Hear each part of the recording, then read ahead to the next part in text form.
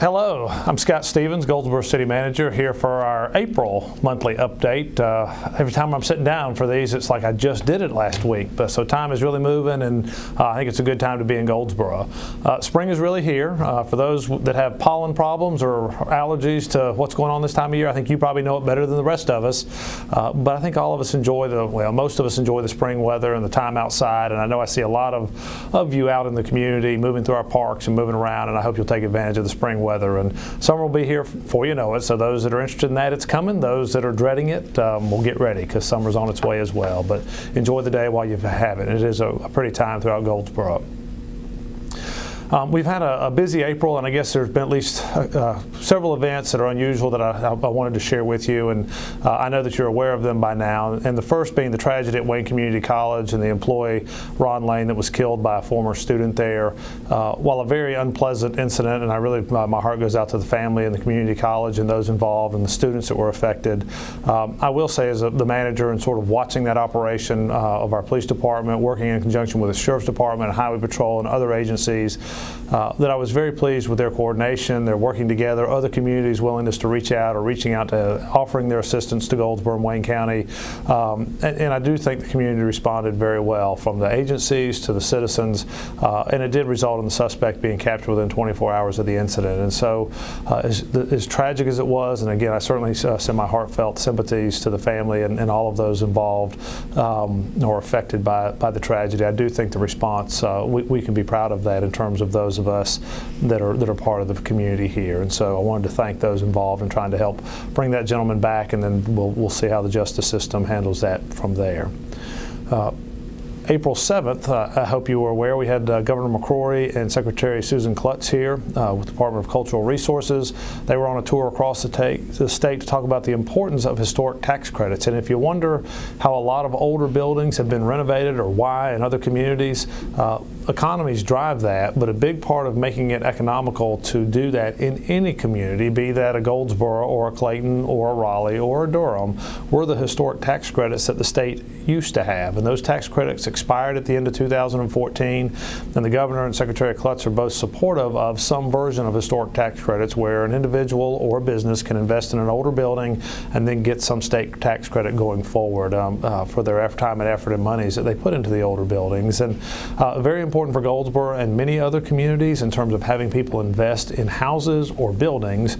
And again, we had at a local here at Goldsboro last summer of 2014, we had a gentleman interested in renovating 5 of our historic homes. And as the historic tax credit debate was heating up in the legislature last year, he really backed off because of the uncertain future of those historic tax credits. And I believe we lost over $1 million in investment, and more importantly, 5 homes that won't last forever if somebody doesn't take an interest in them being restored. And so we certainly were appreciative of the governor and secretary's visit and message, and supportive of that locally as well. So if you have an opportunity to reach out to any of your elected officials to ask them to please support the historic tax credit, the time is now while they're in session, and I would certainly encourage you to do that. But a lot of good things going on even in spite of that, but that would certainly help Goldsboro and for some others that are on the edge about whether they can invest in an older building or not.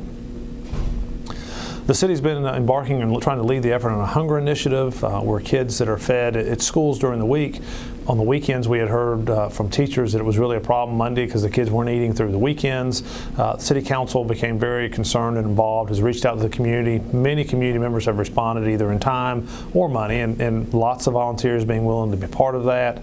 The city went out and went through an RFP process to select a vendor to help feed or provide the food, and that is Alda Food Service, and they've been very good in terms of carrying us through that program. We were at 2 sites, Dillard and Wayne Middle High Academy, and unfortunately from about early March until mid-April, that program had been running at those 2 sites, and the participation had not been great. We were preparing for 300 kids a day at each site, so 600 kids a day, both Saturday and Sunday, and we were feeding more like 50 or so combined. And so we did reach out at 2 other sites and tried it a week or 2 ago, had a much better response, meaning a couple hundred kids over the weekend. And so we are moving to Fairview Community Center at 1906 Edgerton Road, and Alda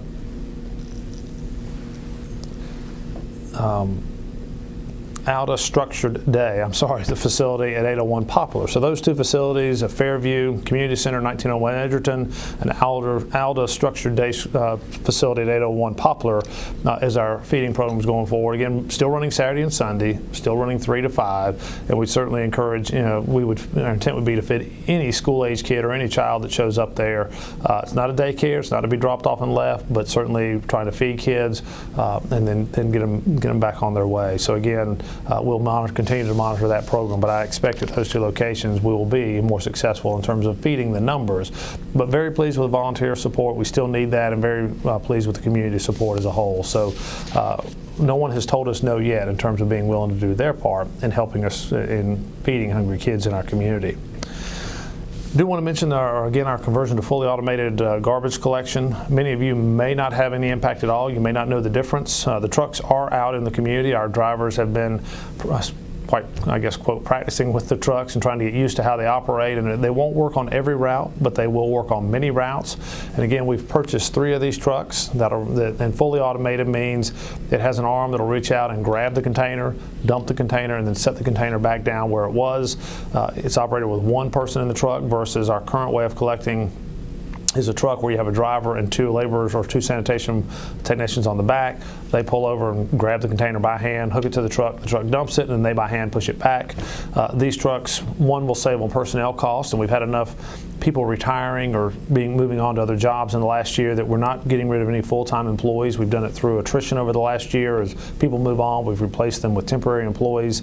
But it also provides our employees a safer work zone.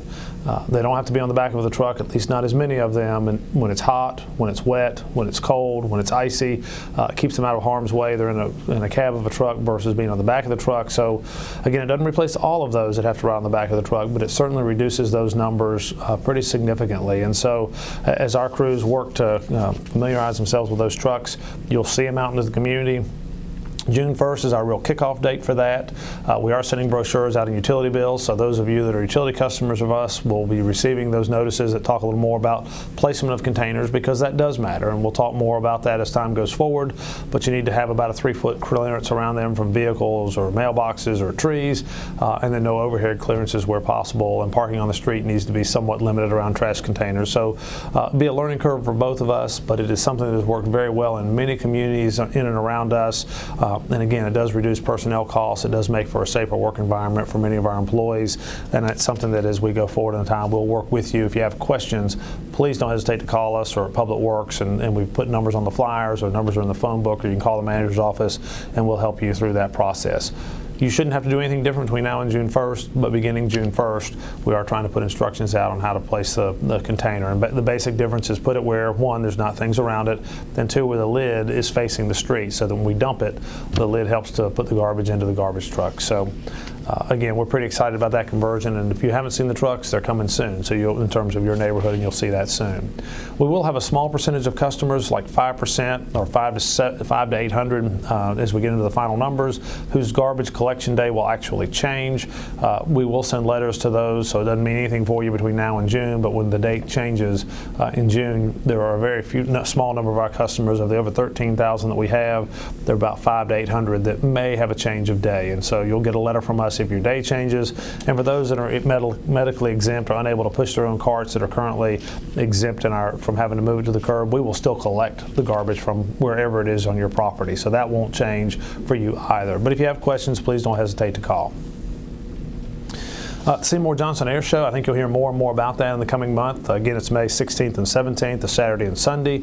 It runs from 10 o'clock to 5 o'clock each day in terms of the air show itself. And then Saturday night there is a concert involved, but certainly it's a way to get on base and really see what they do and be up close to a lot, or interact with the airmen that are here. I would certainly encourage you and your family to come out and spend all or part of the day aboard Seymour Johnson in terms of interacting with the airmen and seeing the technology that they work with, and really enjoying an event here in your community where others will be traveling for many miles to come and enjoy. And they're expecting crowds in excess of 100,000 per Day, so we're expecting to have a lot of people in and around Goldsboro and Wayne County, and we certainly ask for your patience in welcoming the visitors and being as friendly, and understanding the congestion is just for a short period of time, but that Saturday and Sunday, it will likely be hard to move around in some parts of our community, at least much harder than normal. So we ask for your patience early on. Smile when people are in and around town. It will make a difference and have a better impact of those visiting Goldsboro if we're all friendly and welcoming as they get here. So I hope you'll shake the hands of those you don't know that are visiting the community.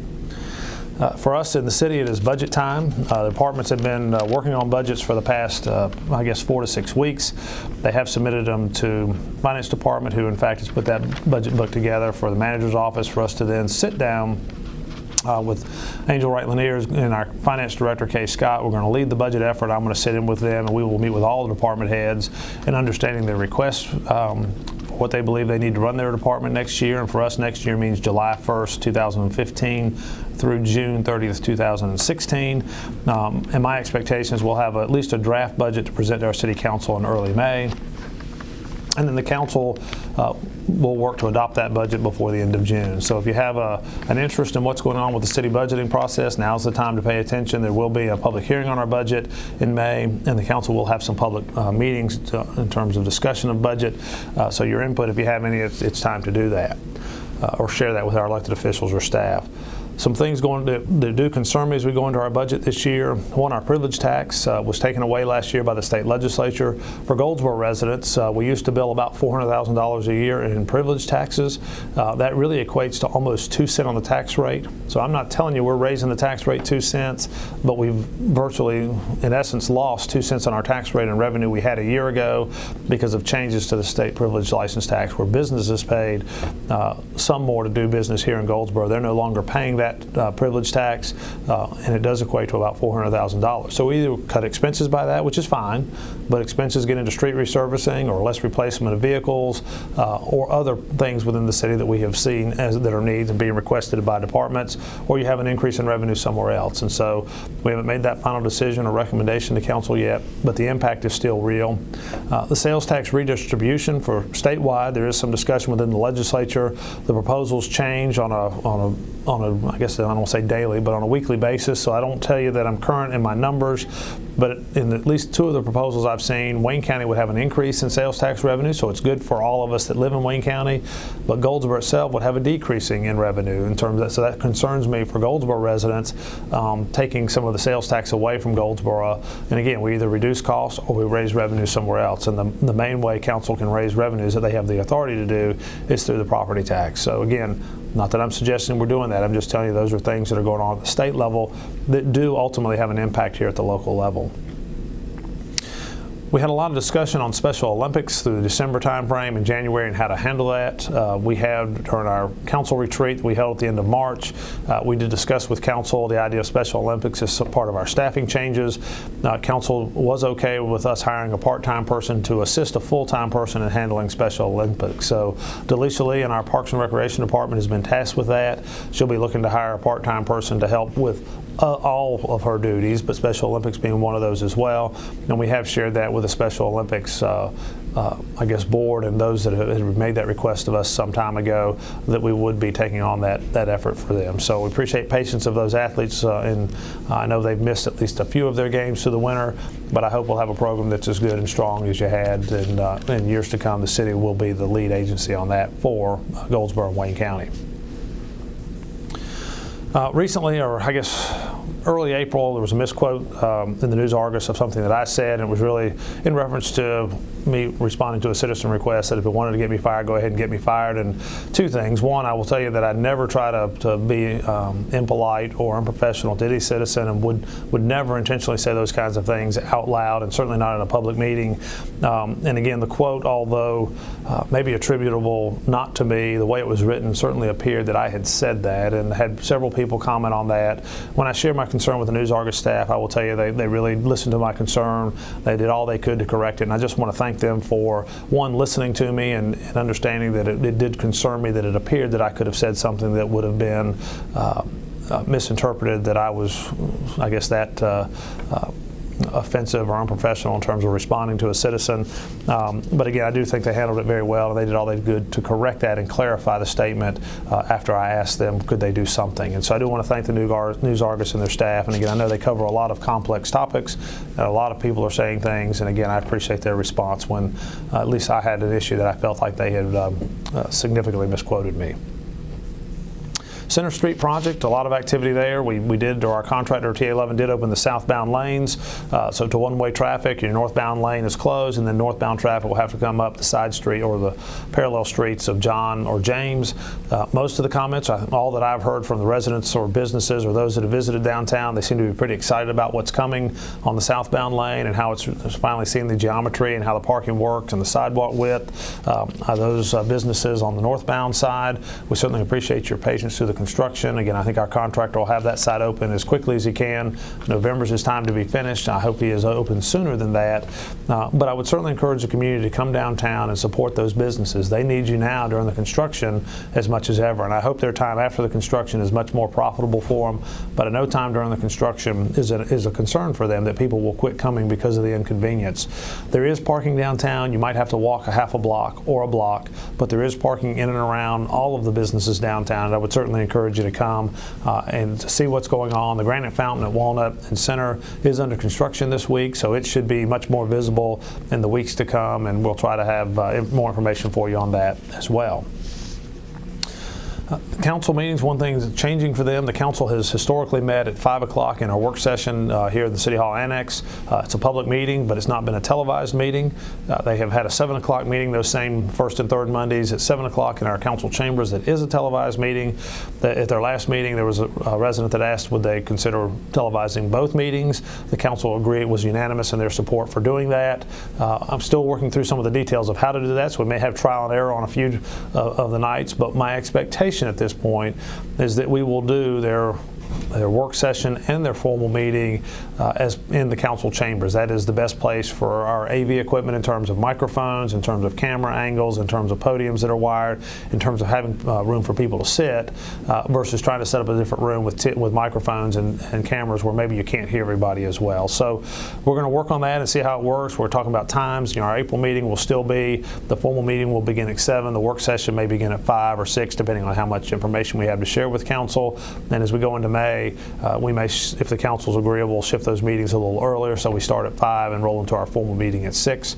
But we'll try to communicate that as we move forward in time with that and determine what works best. And we may try one or two and decide we need to do it a different way. But at this point, I think both the work session and the city council meeting will be in the council chambers where they can be televised and heard live and then replayed for the weeks that follow the council meeting. So just wanted to keep you abreast of that. We have paved a small segment of the Greenway. We've been working on those projects for some time, talking about them, but the area north of Ash Street, behind Bicycle World, if you haven't had an opportunity to get back into there, there's some unpaved trails, but we have paved a segment of Greenway that basically runs back almost to Royal Avenue, just stops just short of the railroad track, but it's very pleasant back in there. I would encourage you to get a partner and go back in there and just enjoy it. It really is a very nice walkway, paved walkway back into what feels like a very secluded area, but I would encourage you to take friends and family, go as a group, and certainly it's not a place to be at night. We're not encouraging people to be on the greenways after hours for a number of reasons, but behind Bicycle World, and there's a small part of it that we have paid over in Stony Creek Park. We've put gravel down with the money we had on another significant part over in Stony Creek, and we'll pave the other as funding becomes available. And then work continues on the section of extending the New Hope, or the Greenway on New Hope Road, behind Wayne Community College, and then out to Wayne Memorial Boulevard, and that's a DOT grant that's working on in terms of providing funding, but it's under design and coming along as well. So pretty exciting time for Greenways, and pretty soon we'll start figuring out how to connect these segments and moving through that as our master plan that we just completed indicated. And finally, I will tell you, it still seems to be a lot of good development activity in and around Goldsboro. I hear that regularly from people outside the community about how it seems like there is a lot of activity here, and I think between the public and private construction that's going on, I would agree. We continue to have regular development items on our city council agendas, which is a very good sign. And I do want to welcome McAllister's Deli that had opened recently here in Goldsboro, and then look forward to the opening of Panera Bread and others as they follow. We've got more folks indicating an interest in downtown and coming to downtown, so I will tell you I do think it's a good time in Goldsboro in terms of community and new development and new shopping opportunities, and really exciting time to be your manager. So with that, I think I'll close for this month. We always try to put information out on Facebook, but feel free to call my office or email my office or whatever works best for you in communicating with us. Reach out to us, because we are happy to share and try to respond to your questions and concerns. And as always, we are here to serve, so please call on us. Enjoy the spring.